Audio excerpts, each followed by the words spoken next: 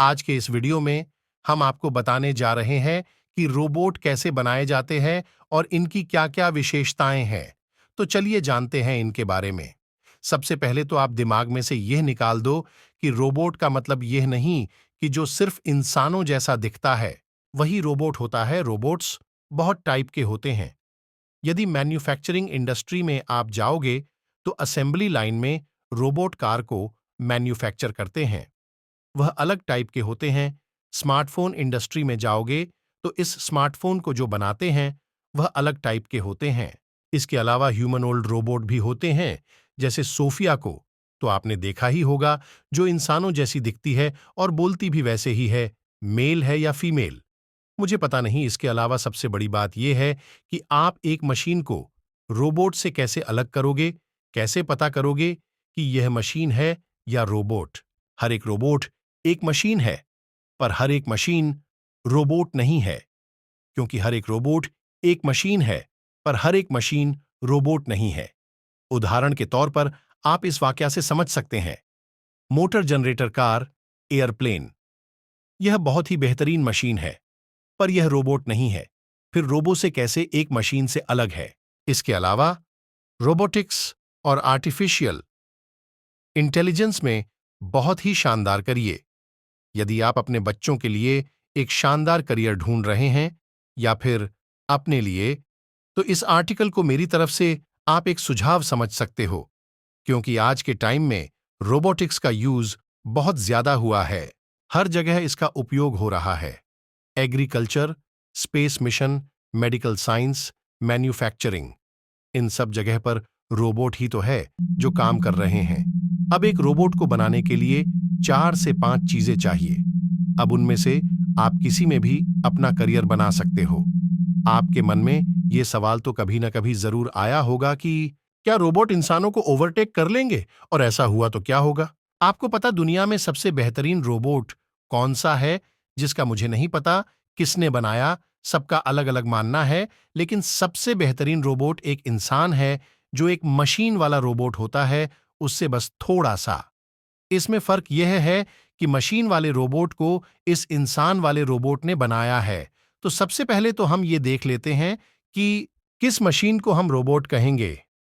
आपने चंद्रयान 2 मिशन के बारे में तो सुना होगा। चंद्रयान 2 में जो भी स्पेसक्राफ्ट था, उसमें एक बहुत ही इंटेलिजेंट कंप्यूटर सिस्टम था। तो जब चंद्रयान 2 का लैंडिंग पेज था, जिसमें चंद्रयान को मून पर लैंड करना था, उस टाइम उस चंद्रयान के कंप्यूटर सिस्टम को ही सही जगह सिलेक्ट करके रोवर को सक्सेसफुली मून पर लैंड करवाना था। वहां पर डिसीजन सब के सब वह कंप्यूटर ही ले रहा था। कब थ्रस्टर को ऑन करना है, कैसे स्पेसक्राफ्ट की स्पीड को डाउन करना है, और कौन सी जगह पर रोवर को सही से लैंड करवाना है। बाई मिस्टेक मिशन कामयाब नहीं रहा, लेकिन वहां पर एक बहुत ही बेहतरीन कंप्यूटर सिस्टम सोच रहा था, वह डिसीजन ले रहा था उनकी परिस्थिति के हिसाब से। तो वह एक बहुत ही शानदार रोबोट है, जो सोच भी सकता है, डिसीजन भी ले सकता है, और किस तरीके से कैसे काम करना है वही डिसाइड करेगा। चंद्रयान है एक मशीन, लेकिन उसके पास में डिसीजन लेने की पावर है। तो हम कह सकते हैं कि यह एक रोबोट है। लेकिन वहीं दूसरी तरफ एक इंडक्शन मोटर है, जिसको स्विच ऑन किया और स्टार्ट हो गई। अब यदि इस मोटर में किसी का हाथ फंस गया, पैर फंस गया, तो इस मोटर को तो कोई फर्क नहीं पड़ने वाला। आप बंद करोगे तभी बंद होगी।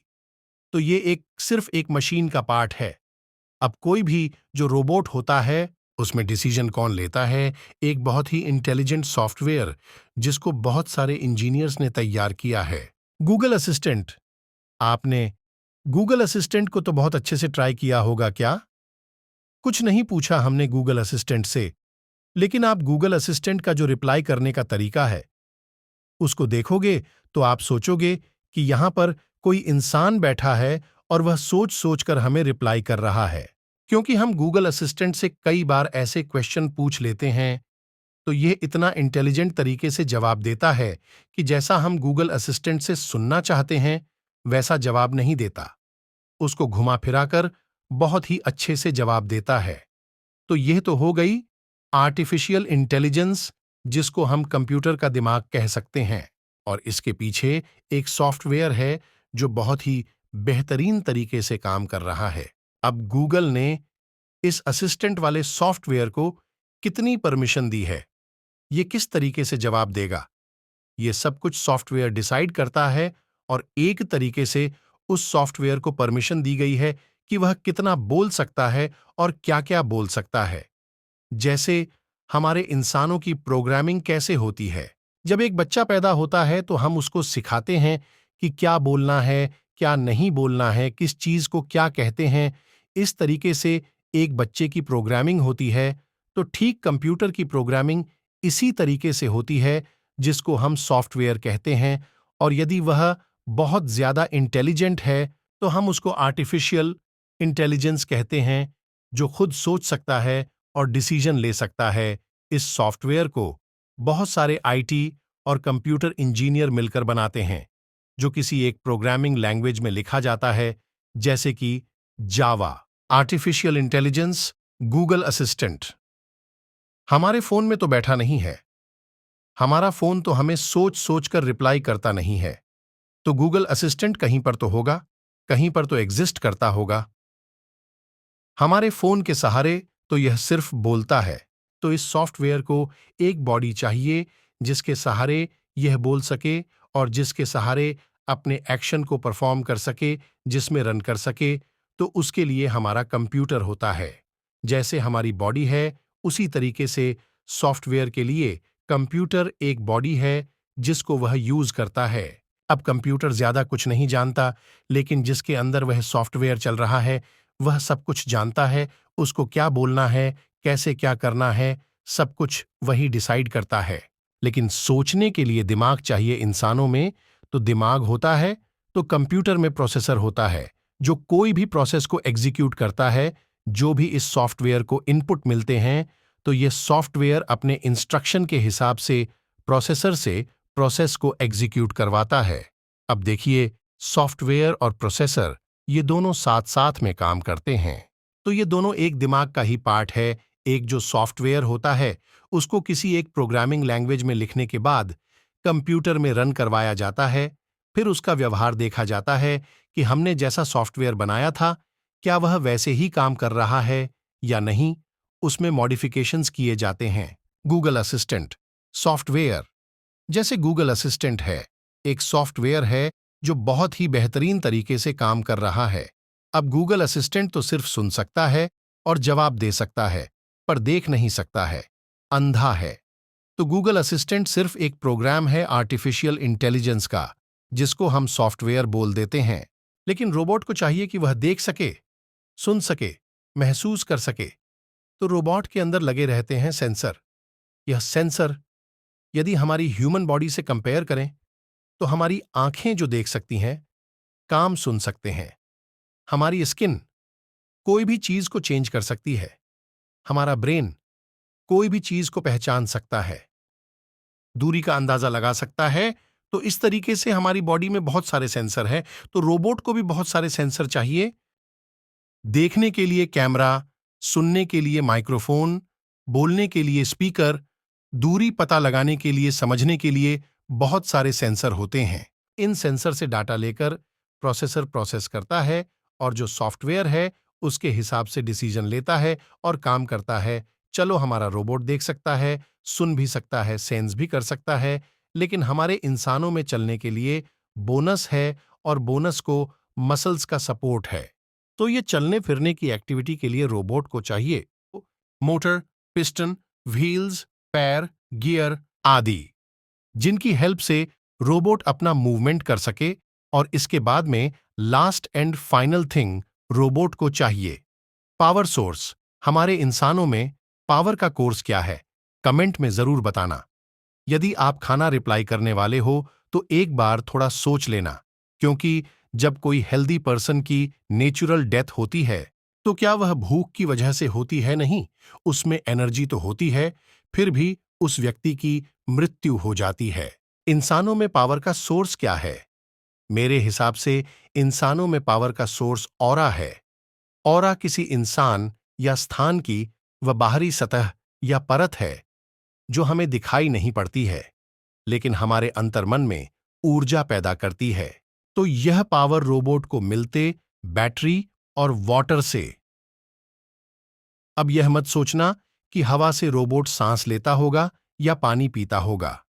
रोबोट एक मैकेनिकल डिवाइस हो तो उसको ठंडा करने के लिए पानी और हवा की भी जरूरत पड़ती है, तो वह भी उसके एक पावर सोर्स है।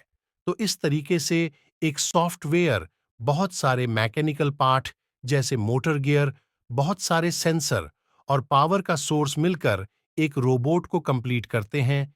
लेकिन यह सब के सब एक साथ सिंक्रोनाइज होना जरूरी है।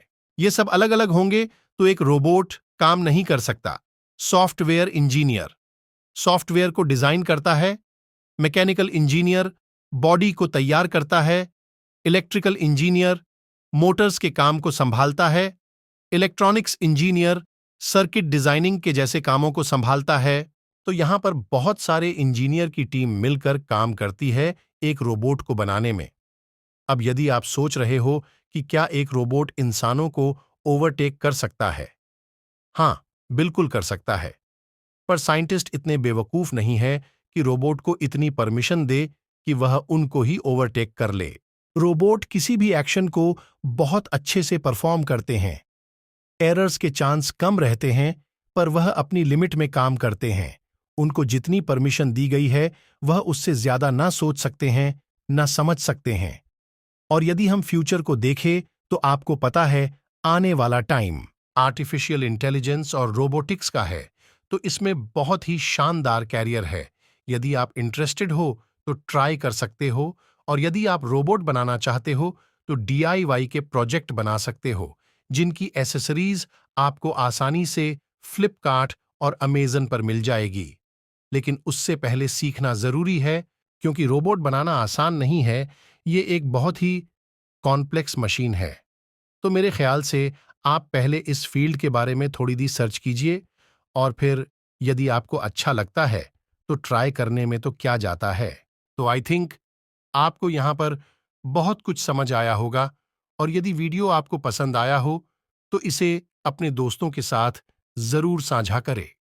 और यदि आप इस चैनल पर नए हैं तो हमारे चैनल को सब्सक्राइब करें।